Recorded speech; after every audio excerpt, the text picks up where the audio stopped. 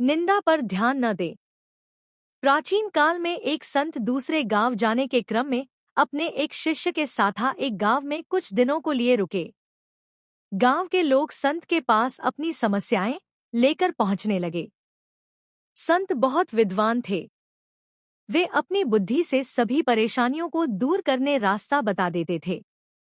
कुछ ही दिनों में संत की प्रसिद्धि पूरे क्षेत्र में फैल गई। संत रोज प्रवचन भी देते थे। उनके उपदेश सुनने के लिए गांव में दूर दूर से लोग आने लगे। संत की बढ़ती प्रसिद्धि को देखकर गांव के एक पुजारी को जलन होने लगी।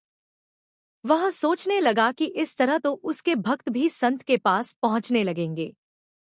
पुजारी जलन की वजह से संत को शत्रु मानने लगा था।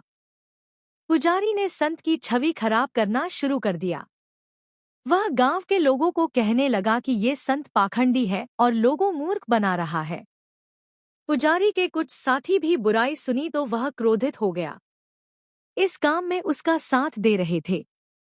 एक दिन संत के शिष्य ने गांव में अपने गुरु की शिष्य तुरंत ही गुरु के पास पहुंचा और गांव में हो रही बुराई के बारे में बताया।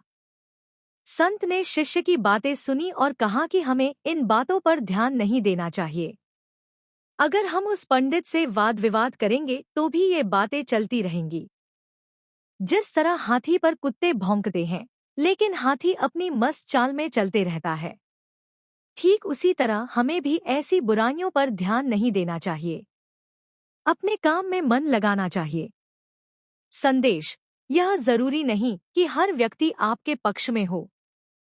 समाज में कुछ लोग हमारे पक्ष में होते हैं तो कुछ विपक्ष में भी होते हैं। हमसे मतभेद रखने वाले लोग दूसरों के सामने हमारी बुराई करते हैं और वे हमारी परेशानियां बढ़ाने रहते हैं। ऐसी स्थिति में हमें निंदाओं से विचलित हुए बिना अपना काम करते रहना चाहिए।